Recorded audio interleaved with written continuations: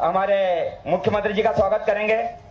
हमारे क्षेत्र में चारण समाज के हमारे बंधु आए हैं और चारण समाज की जो थाती है, जो सम्मान की पगड़ी है, तो कान्हा चारण जी, तीखा भाई और उनके साथ में हमारे जो 4-5 कार्यकर्ता हैं, मैं निवेदन करना चाहता हूं कि कृपया आए और आदरणीय मुख्यमंत्री जी को पगड़ी पहनाकर उनका स्वागत करें। इसी के साथ में हमारे युवा मोर्चा की जो टोली है, त्रिलोक नायक जी और किशन भाई, नींबू भाई, ये पूरे के पूरे हमारे जो कार्यकर्ता हैं, बबलू भाई, ये सभी जन आएंगे और विशाल जी, जवाहर सिंह जी, आप भी सब जन आएंगे और कृपया पूरा युवा मोर्चा की टोली जो है बड़े हार से हमारे मुख्यमंत्री जी का स्वागत करेंगे।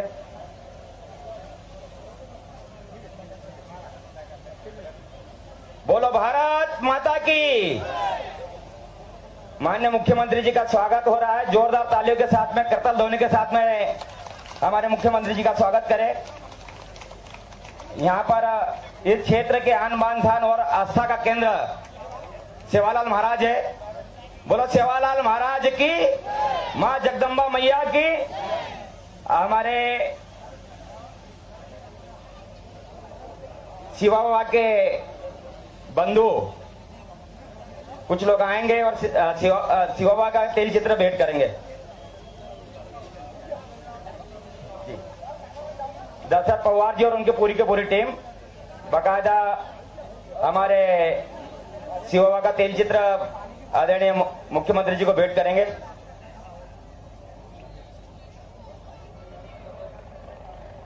चारण समाज के बंधु हमारी पगड़ी लेके आए।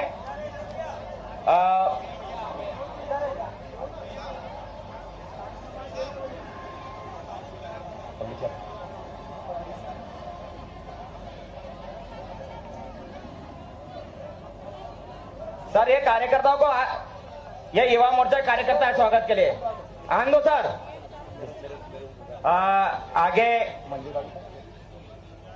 आगे हमारे सांसद प्रत्याशी हमारे ज्ञानेश्वर दादाजी से निवेदन करना चाहता हूं कि इस सभा को संबोधित करें। जोरदार तालियों के साथ में।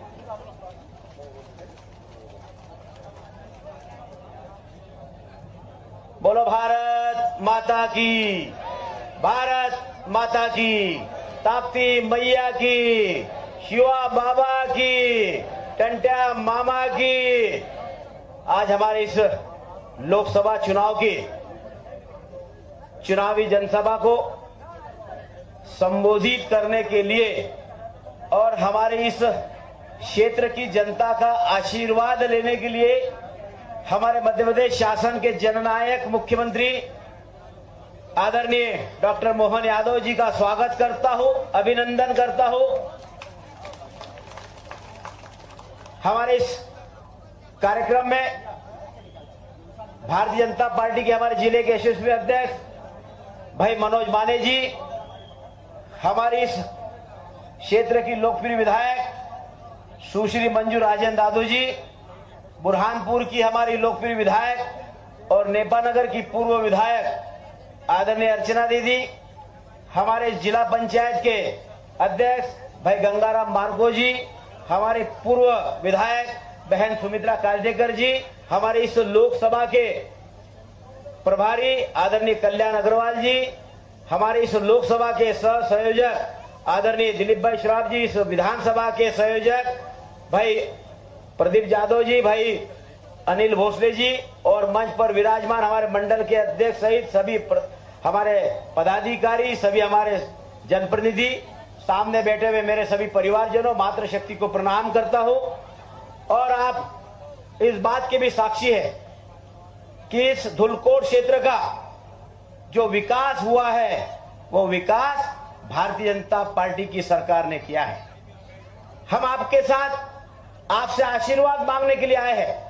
आपने हर परिस्थिति में, भले मध्य प्रदेश में सरकार किसकी भी बनी हो, भले केंद्र में सरकार किसी की भी बनी हो, लेकिन धुलकोट की जनता ने हमेशा भारतीय जनता पार्टी के प्रत्याशी को यहां से जिताने का काम किया है।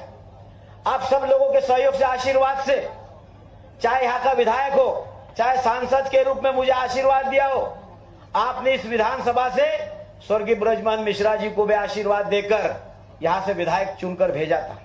आपने इस विधानसभा से स्वर्गीय राजन दादू जी को भी आशीर्वाद देकर आपने चुनकर भेजा था। और लोकसभा में हमारे स्वर्गीय नेता नंदू भैया को भी आपने लगातार हर परिस्थिति में भारतीय जनता पार्टी के उम्मीदवार के रूप में आपने उनको भी आशीर्वाद दिया।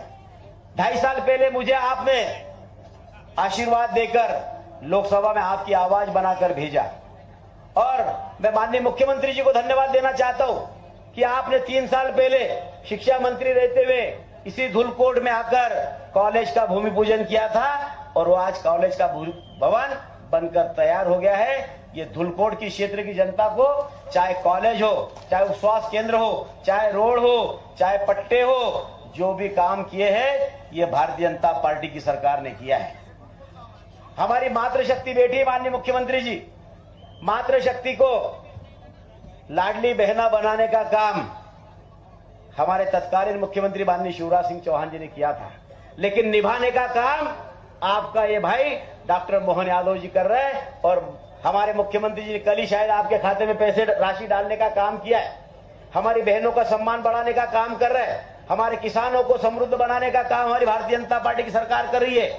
और इस देश के प्रधानमंत्री माननीय मोदी जी ने गरीब कल्याण की योजनाएं बनाकर गरीबों के जीवन को, उस स्तर को उठाने का काम किया है।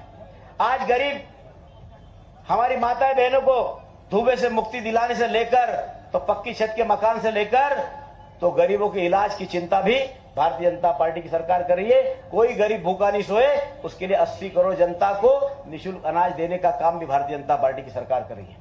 गरीब के कल्याण के साथ साथ इस क्षेत्र के विकास के लिए और इस देश के स्वाभिमान के लिए और हमारे सनातन धर्म और संस्कृति को झंडा बुलंद करने के लिए माननीय प्रधानमंत्री मोदी जी को क्षेत्र की जनता की तरफ से बहुत धन्यवाद भी देता हूं। और क्षेत्र की जनता से यही अपील करना चाहता हूं कि आपने जो नहीं मांगा वो भी हमारी डबल इंजन की सरकार आपको देने का काम कर रही है। और तीसरी बार सरकार बनने के बाद माननीय प्रधानमंत्री मोदी जी ने गरीबों को निःशुल्क अनाज की योजना निरंतर 5 साल चलती रहेगी। 3 करोड़ गरीबों को पक्की छत का मकान देने का काम भी भारतीय जनता पार्टी की सरकार करेगी। और 70 साल से ऊपर के जो हमारे बुजुर्ग हैं उनके इलाज की चिंता भी आयुष्मान भारत योजना के माध्यम से भारतीय जनता पार्टी के डबल इंजन की सरकार करेगी। माननीय मुख्यमंत्री जी, इस क्षेत्र में जो विकास हुआ है ये हमारी भारतीय जनता पार्टी की सरकार ने ही किया है। इस क्षेत्र के हमारे जनजातीय समुदाय के लोगों को पट्टे देने का काम भी चाहे पूर्व के मुख्यमंत्री सुंदरलाल पटवा जी हो या शिवराज जी हो, दोनों ने इस क्षेत्र की हमारे जनजातीय समुदाय को पट्टे देने का काम भी बड़ी मात्रा में किया है।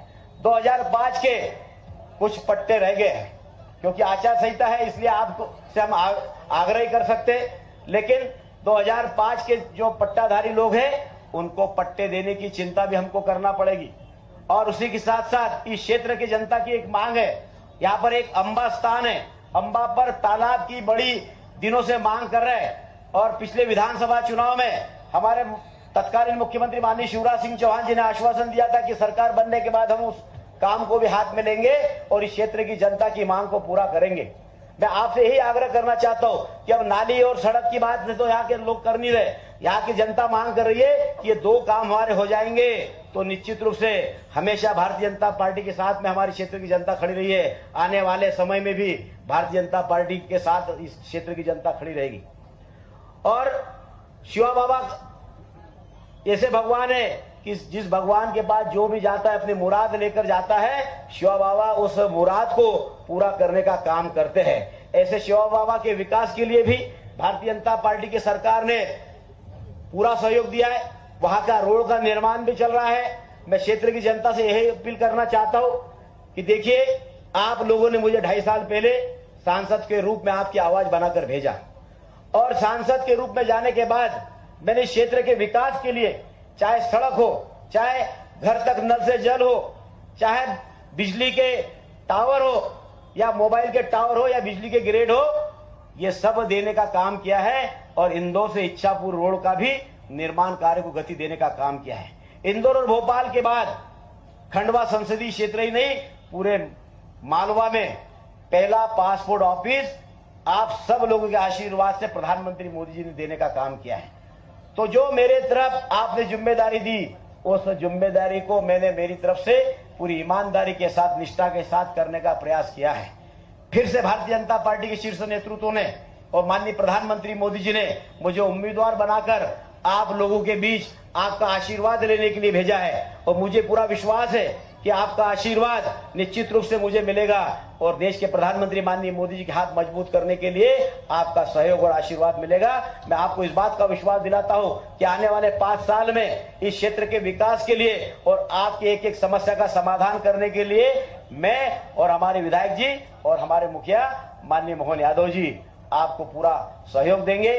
मैं पुनः आपसे अपील करना चाहता हूं कि 13 मई को 3 नंबर का कमल का फूल का बटन दबाएं, और आप ही कोई नहीं दबाना है, आपके साथ साथ आपके परिवार, आपके रिश्तेदार, आपके अड़ोसी, आपके पड़ोसी सभी को लेकर जाना है और मतदान पेटी तक ले जाकर भारतीय जनता पार्टी की कमल के फूल का बटन दबाना है। और आने वाले समय में हमारे प्रधानमंत्री मोदी जी कहते हैं ये 10 साल में तो ये जो काम किए हैं झांकी है, आने वाले समय में बहुत सारे काम बाकी हो, सारे काम बाकी पूरे करने के लिए 13 तारीख को 3 नंबर का बटन दबाओ और मुझे आशीर्वाद दो, और देश के प्रधानमंत्री मोदी जी के हाथ मजबूत करने के लिए पूरा सहयोग दो। बहुत बहुत धन्यवाद। जय हिंद, जय भारत।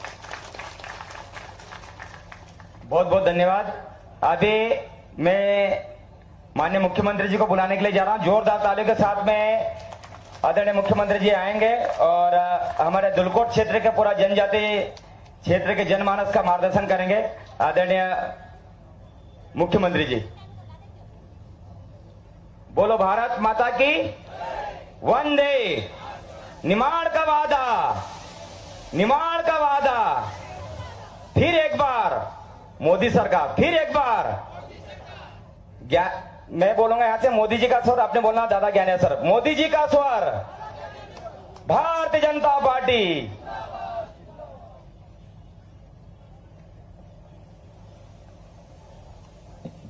बोले ओंकार महाराज की, नर्मदे महारानी की, शिवा बाबा महाराज की।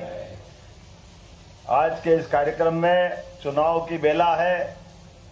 मंच पर अभी अभी थोड़ी देर पहले ही हमारे लोकप्रिय प्रत्याशी सांसद है, फिर एक बार सांसद बनने के लिए आपका आशीर्वाद ले रहे। अभिनंदन करें अपने सांसद प्रत्याशी भाई ज्ञानेश्वर पाटिल जी का। इस मंच पर विराजमान क्षेत्र की विधायक सुश्री मंजू दादू, अभिनंदन करें जोरदार मंजू जी का। और हमारी पूर्व मंत्री धाकड़ नेत्री बहन श्रीमती अर्चना चिटनीस जी का अभिनंदन करें, आपकी पूर्व विधायक भी है। मंच पर ही मौजूद जिला पंचायत अध्यक्ष मनोज माने जी, कहाँ है मनोज जी? जिला अध्यक्ष है मनोज माने जी। और पूर्व विधायक सुमित्रा कासरेकर जी, अभिनंदन करो सुमित्रा जी का। लोकसभा प्रभारी कल्याण अग्रवाल जी, अभिनंदन करें कल्याण जी का। सह प्रभारी दिलीप श्राफ, कहाँ से दिलीप जी? दिलीप प्रदीप जाधव जी, विधानसभा प्रभारी प्रदीप जी।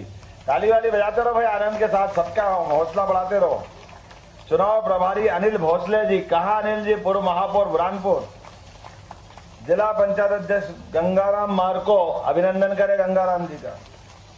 जनपद अध्यक्ष प्रदीप पाटिल जी, आपका भी अभिनंदन है। सभी जिला पंचायत के सदस्यगण, समस्त मंडल अध्यक्ष, सभी वरिष्ठ नेतागण, मंच पर बैठे आप सबको भी प्रणाम करता हूं और आपको बधाई देता हूं। इनका सबका अभिनंदन करें, सारे के सारे मित्रों का। और आपको भी 2 हाथ जोड़ के प्रणाम करता हूं। आज के समय पे गर्मी के मौसम में मैं लगभग 2 घंटे देरी से आया हूं, लेकिन काम ही ये कर रहे हैं सुबह से लेकर शाम तक। मुझे इस बात की प्रसन्नता है, चुनाव की इस बेला में जब मैं यहाँ आया हूँ, यहाँ एक बार पहले आया था, और जब पहले आया था तब यहाँ कॉलेज का भूमि पूजन किया था। धूलकोट के अंदर कॉलेज का वो कॉलेज बन के तैयार हुआ है। तो मेरा अपना एक वादा पूरा हुआ। जोरदार अभिनंदन करें सरकार के माध्यम से। ये विकास के पैमाने हम रहेंगे न रहेंगे, आप रहोगे न रहोगे, ये बनाई हुई इमारतें और ये विकास के स्तंभ जिनको माननीय मोदी जी कहते हैं, ये विकास के तीर्थ है, विकास के तीर्थ। हमारे देवस्थान भगवान की दया से आध्यात्मिक यात्रा कराते हैं, लेकिन भौतिक जीवन में इनके माध्यम से हम अपने जीवन के कई कष्टों को मिटा करके भविष्य की पीढ़ी तैयार करते हुए, भारत माता की जय जयकार करते हुए अपना जीवन का भी उत्तरार्ध सुधारते हैं। आज इस आदिवासी अंचल में मुझे इतना अच्छा लग रहा है, आपके झकाझक साफे, क्या मजा आ रहा देख देख के, आपको प्रणाम करने की इच्छा हो रही। उज्जवल धवल वस्त्र और ऐसे ही निर्मल मन, कितना अच्छा लगता है चकाचौंध की दुनिया से हट करके आपके बीच बैठ करके। ये जो चुनाव है, इस चुनाव में ये जो आपका वस्त्र है, इस वस्त्र से ही एक होड़ मची है। उस होड़ को हम पकड़ेंगे तो हमको सब कुछ दिखाई देगा। एक तरफ 25 साल की राजनीतिक यात्रा, 51 साल की पहले माननीय यशस्वी प्रधानमंत्री नरेंद्र मोदी जी कोई चुनाव नहीं लड़े, और चुनाव लड़े पहली बार तो पहली बार गुजरात के मुख्यमंत्री, दूसरी बार फिर गुजरात के मुख्यमंत्री, तीसरी बार फिर गुजरात के मुख्यमंत्री। और आपके जैसे आदिवासी अंचल की तो क्या सेवा की है, पूरा गुजरात बदल दिया आपके जैसे सारे के सारे लोगों के लिए। और आज जब से प्रधानमंत्री बने हैं, उज्जवल धवल की जो मैंने बात की है, जिनके जीवन में कोई सुई के नोक के बराबर भी काला तिल का दाग नहीं है, ऐसे यशस्वी प्रधानमंत्री के लिए हम चुनाव की बेला में बैठे, हम नरेंद्र मोदी जी के लिए चुनाव की बात कर रहे हैं। और चुनाव हमारा आपका जीवन देखें, हमारे आपके जीवन के अंदर हमारे तो अपने परिवार के, कोई के घर में किसी का, कोई के घर में किसी का, कोई का ये कष्ट होगा, किसी को बेटे के लिए, किसी को बेटी के लिए, किसी को इन व्यवस्थाओं के लिए, और तो और लगातार सब हम अपने अपने के लिए लड़ते हैं। लेकिन नरेंद्र मोदी को सपने भी जो आते हैं, ये पूरे देश के लिए सपने आते हैं, जिनका अपना कोई नहीं है, लेकिन 142 करोड़ उनके अपने हैं। जोरदार अभिनंदन करो नरेंद्र मोदी जी के लिए। और नादान लोग उनसे प्रश्न उठाते हैं कि नरेंद्र मोदी जी, अरे आपकी बात कर रहे हैं तो आपके मामले में आपका परिवार कहां है? अच्छा, उनका परिवार चाहिए इनको। बोले आप बताइए, एक नादान नेत्री कांग्रेस की वो प्रश्न उठाती है, मंगलसूत्र की बात करते हो, आपकी तो घरवाली के पास मंगलसूत्र नहीं है। अरे बाबू, क्या दुनिया, कैसे लोग, कितने खराब लोग हैं, कितनी गंदी बात है। अरे याद करो राजा राम का काल, माता सीता का जंगल में अपहरण हुआ तो माता को उठा के रावण ले गया लंका। राम जी और लक्ष्मण लाल घूमते घूमते हनुमान जी से टकराए, सुग्रीव से बात की, उन्होंने कहा भाई मेरी श्रीमती को हमको ढूंढना है। राम जी ने जब बात कही माता सीता का पता निकालना है, तो हनुमान जी ने कहा कोई बात नहीं, हमारा जन्म इस पृथ्वी पे, मृत्यु लोक पे हुआ ही काय के लिए, पुण्य कार्य के लिए हुआ, और अपने लिए जिए तो क्या जिए, जिए दुनिया के लिए तो आनंद है। हमने सबने देखा हनुमान जी ने माता के मंगलसूत्र की रक्षा करी कि नहीं करी? अरे कभी कोई सोच सकता है जो समुद्र लांग गए और रावण की लंका जला के आए और माता सीता का पता लेके आए, वो हनुमान जी को मानने वाले हमारे वनांचल के लोग हैं। मैं आपका अभिनंदन करता हूं, आपका स्वागत करता हूं। ये कांग्रेस के लोग न राम को माने, न हनुमान को माने, न सनातन संस्कृति को माने, ये सबकी बुराई करते और कहने के लिए झूठ कितना बोलते। आजादी के बाद से लगातार झूठ बोलते बोलते आए। सरकार बनाएंगे, काय के लिए बनाएंगे? आदिवासियों के लिए बनाएंगे। अच्छी बात है, देश की आजादी में संविधान बना करके संविधान के अंदर आदिवासियों को हक दिया गया था कि हाँ, आदिवासी में से कोई राष्ट्रपति बन सकता है, कोई प्रधानमंत्री बन सकता है। अधिकार तो दिया कि नहीं दिया संविधान में? और ये कहते हैं हाँ हम संविधान बदल देंगे। अरे 100 से ज्यादा बार कांग्रेस के लोगों ने संविधान बदला और संविधान नहीं बदला, मन का भाव भी बताता हूं।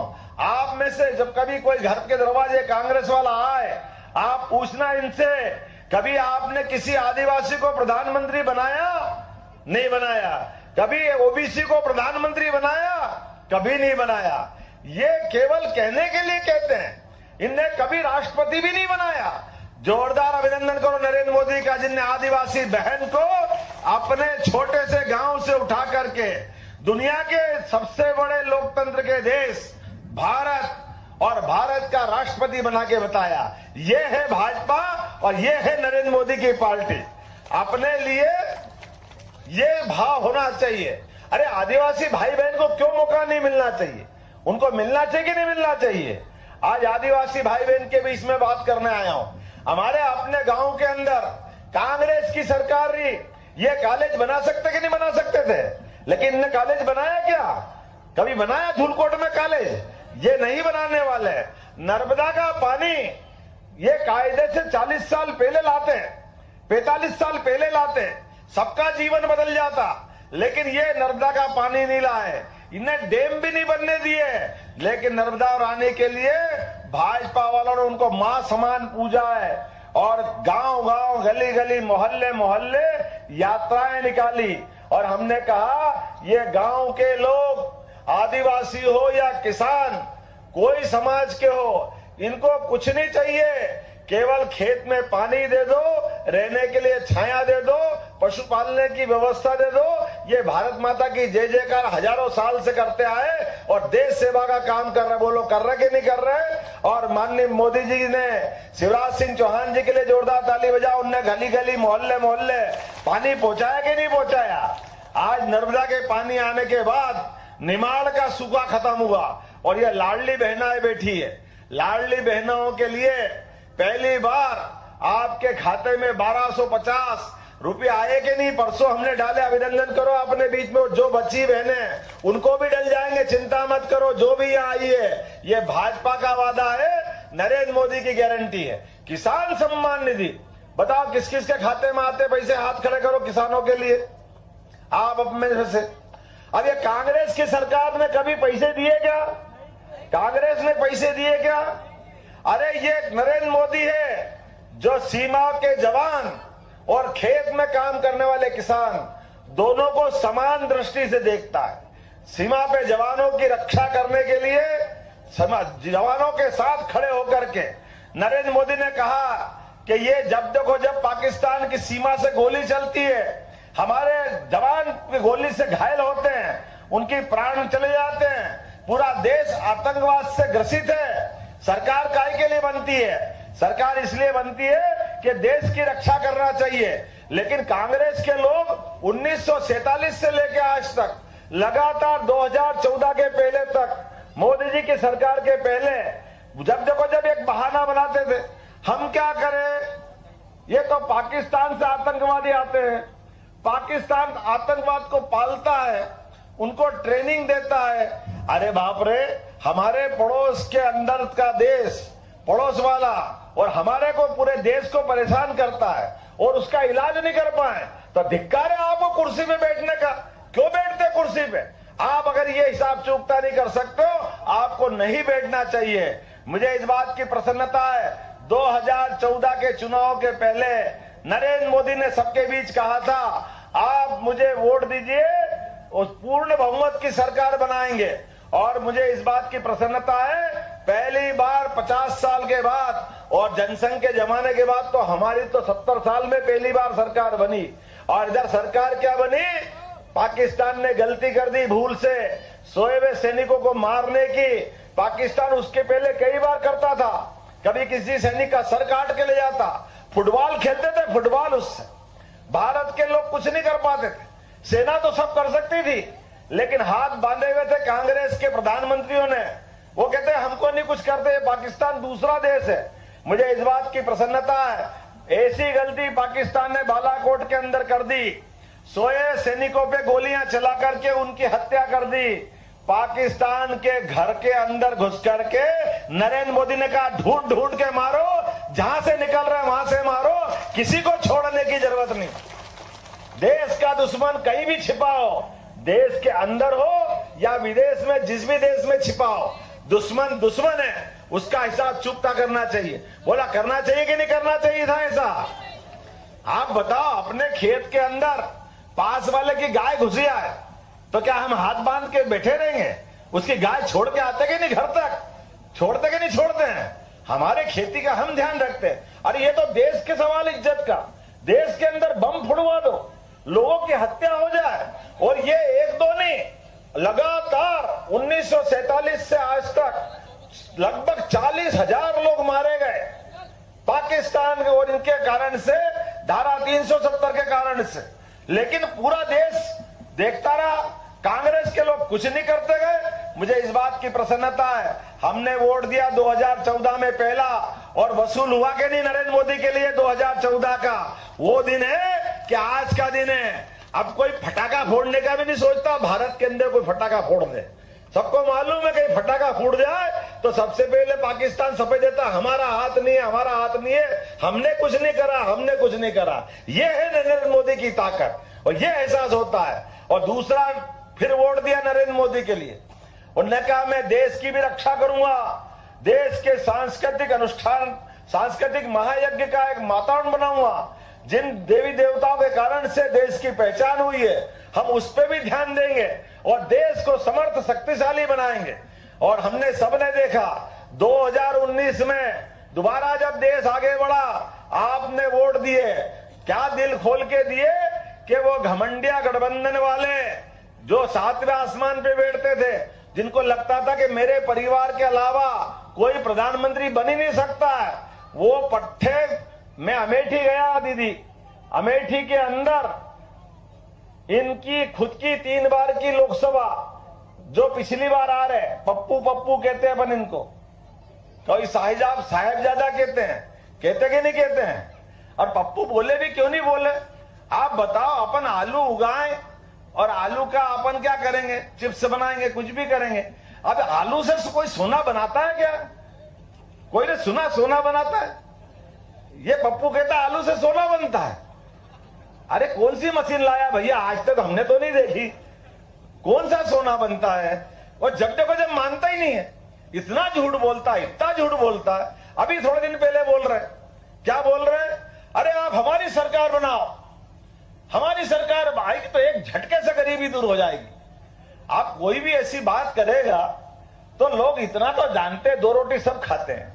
अपने सबके दिमाग में आएगा कि नहीं आएगा कि कौन का बेटा है भैया, कौन से घर से आया है, इतना तो पूछेंगे।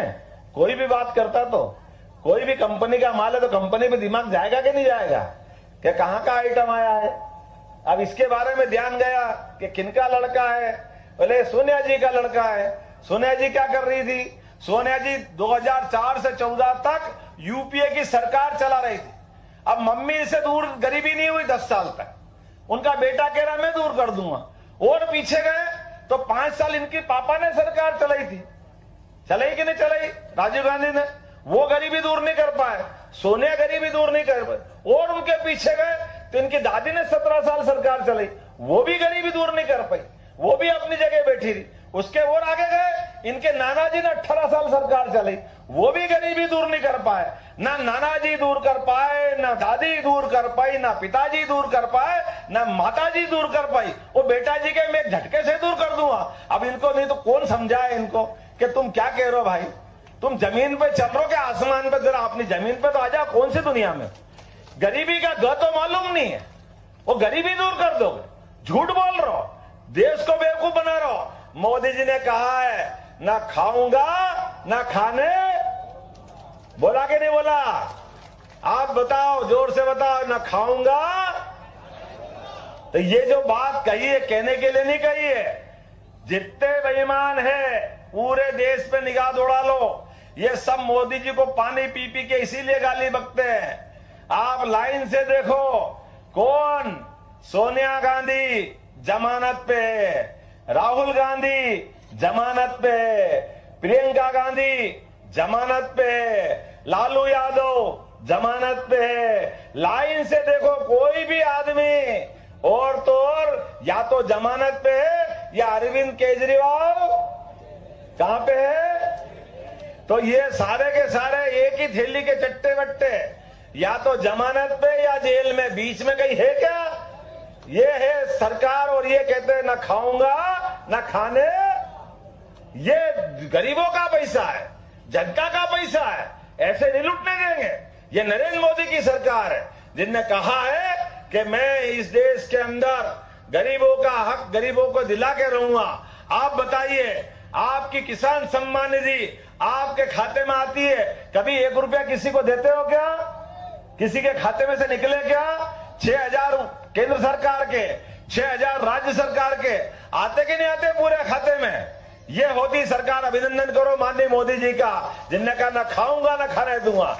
20 के बेईमान सारे दलाल खत्म कर दिए। इसीलिए पूरे देश में मोदी के लिए इतने दीवाने बैठते सामने, और ये सुबह से शाम तक गाली बकने वाले रहते हैं। इनका बस चले तो मोदी का रात दिन ऐसा ऐसा पता नहीं क्या क्या सोचते रहते हैं। लेकिन भगवान जिनके साथ है उसका कोई क्या बिगाड़ लेगा? जो सच्चाई के साथ है, अच्छाई के साथ है। जिस गरीबी की अवस्था से निकले व्यक्ति ने अपने जीवन में गरीबी देखी, जिनने अपने जीवन में संकल्प किया कि मैं देश सेवा के लिए जीना चाहता हूं, तो आज के इस अवसर पर दूसरी बार का वोट। अभी तो आप याद करो, कोविड के खराब समय में पूरा देश हाहाकार से भाई भाई को नहीं पहचान रहा था। बीमार के डॉक्टर हाथ लगाने को तैयार नहीं, हॉस्पिटल में जगह नहीं थी, शमशान में जलाने के लिए लकड़ियां नहीं थी। कितना खराब समय था। ऐसे खराब समय में भी सबसे पहले लॉकडाउन की घोषणा, जो जहां है वही रहेगा। रेल बंद, बस बंद, सारा व्यवस्था बंद। लेकिन लोग घर में थे, लोगों ने कहा मोदी जी ये बंद हो गया तो खाएंगे क्या? उन्होंने कहा मैं घर में पहुंचाऊंगा गेहूं, चावल, दाल, सब गरीबों के घर पहुंचा के नहीं पहुंचा? अगर पहुंचा तो ताली बजा के बताओ, जिनके लिए आज 4 साल से दे रहे हैं। 80 करोड़ लोगों की चिंता की। पाकिस्तान की आबादी है 20 करोड़, ऐसे 4 पाकिस्तान हो जाए, सबके लिए इतना खाना देना और अपने भाव से देना। और उन्होंने कहा वो भी चिंता मत करो और आगे बढ़ो। जो आपको टीके लगे, टीके किस किस को लगे? हाथ खड़े करके बताओ जिनको टीके लगे। आपकी सबकी जान बचाने के लिए आप में से कोई एक भी हाथ खड़ा कर दो कि आपके टीके लगाने में 10 रुपए लगे। किसी से 10 रुपए लिए क्या? ईमानदारी से बताना, किसी से 10 रुपए लिए क्या? आपका जब भी टीका लगना होगा, सुई भी वही लाए, दवाई भी वही लाए, तारीख भी उनने देखी और जान आपकी बचाई। तो जो इतना बड़ा एहसान करे कि आपकी जान बचाए, कोई उसको भूल सकता है क्या? भूल सकता है क्या? आप बताओ, भूल सकता है क्या? बेईमानी ये करे, जान की आफत पे आए, लेकिन मोदी जी ने अपनी जान आपके लिए जीने के लिए रखी है। जोरदार अभिनंदन करो नरेंद्र मोदी का। इसलिए अब की बार पूरा माहौल बन के तैयार है। अब ये कह रहे हैं आप 400 कैसे जीतोगे? आप क्यों कह रहे हो अब की बार 400 पार? अरे भैया, ये हिंदुस्तान की जनता है, ये एहसान फरामोश नहीं है। ये सब जानती है कि जो जान बचाता है, हमारे यहाँ तो कोई भूले भटके कहीं लग जाए थोड़ी सी तो थोड़ी पट्टी कर दे, और नहीं पट्टी करे तो गिर पड़े तो रास्ते में कोई पानी पिला दे, किसी को उठाकर बिठा दे, तो जीवन भर उसका धन्यवाद देते हैं। देते कि नहीं भैया? कि आपने बड़ा काम किया। और अपने बीच में तो नरेंद्र मोदी ने सबकी जान बचाई, उसको कोई भूल सकता है क्या? अभिनंदन करो ऐसे व्यक्ति के लिए। इसलिए पूरे देश में नरेंद्र मोदी घूम के कह रहे हैं अब की बार तो आप क्यों नहीं बोलेंगे? सब बोलेंगे, और अभी तो और आगे बोलने वाले हैं। आदिवासियों के लिए अगर पहचान बनाना हो, कोई आदमी को पूरा चेहरा छिपा दो, लेकिन तीर धनुष रख दो उसके पास, तो समझ में आ जाएगा ये कौन खड़ा है। समझ में आता कि नहीं आता है? भगवान राम की मूर्ति पहचानना हो, भगवान राम की मूर्ति पे कपड़ा डाल दो, तीर धनुष रख दो पास में, समझ लो काय की मूर्ति है, काय की मूर्ति है। अंतर है क्या? बोलो जय जय सिया राम। अरे 11 साल अयोध्या छोड़ी और इस मध्य प्रदेश की धरती में आदिवासियों के बीच भगवान राम रहे सच्चे अर्थों में। और माता का किसके बेर खाए? बता, वो किसके परिवार की थी? आपके परिवार की तो थी। अरे ऐसा राजा जिसके लिए दुनिया अलग ढंग से देखती है, और वो आपका परिवार का सदस्य बन करके माता के बेर खा करके उनने संबंध स्थापित किए, आपके और उनके संबंध, और हमारे आपके तो छोड़ो, उनने अपने जीवन के कष्ट में भी, सबसे खराब समय में भी अयोध्या से सेना नहीं बुलाई, आप सबके भरोसे से, बानर बालुओं के और जंगल के जीवों के भरोसे से एक घमंडी रावण को उसकी औकात दिखाई। ऐसा घमंडी रावण जिसके 10-10 सिर थे, जिसकी लंका सोने की थी, बहुत धन था, बहुत पैसा, बहुत ताकत, लेकिन चरित्र से हल्का था, बुद्धि से कमजोर था। राम रावण युद्ध हुआ, और राम रावण युद्ध में, बराबरी के युद्ध में, जब देखो जब भगवान राम तीर मारे, एक गर्दन कटे फिर जुड़ जाए, एक गर्दन कटे फिर जुड़ जाए, राम जी परेशान। तो उसका भाई विभीषण आ गया था राम जी के पास, उन्होंने कहा भगवान आप गलत कर रहे हो। उन्होंने कहा क्या गलत कर रहे हैं? बोले ये रावण ऐसे नहीं मरेगा। तो बोले मरेगा कैसे? बोले इसकी गर्दन पे मत लगाओ। बोले फिर कहां मारे? बोले इसकी नाभि में लगाओ, नाभि डूठी में। बोले अच्छा वहां क्या होगा? बोले अमृत इसकी नाभि में छिपा है, वो जलेगा, अपने आप मर जाएंगे। तो मुझे याद आ गया, ये कांग्रेस को मारने के लिए भी हमको और कुछ नहीं करना, केवल कमल के फूल का बटन दबाना है अपने आप अपनी जगह से। इनका अमृत कहां छिपा हुआ है? अपनी मशीन के अंदर। सब अपनी उंगली बचाना। आपका तीर मुकाम पे लगेगा, बोलो लगेगा कि नहीं लगेगा? तो आपका मुकाम पे तीर लगा 13 तारीख के दिन कि ज्ञानेश्वर पाटिल यहां जीते, नरेंद्र मोदी वहां बल्ले बल्ले, और कांग्रेसी के काम लग गए।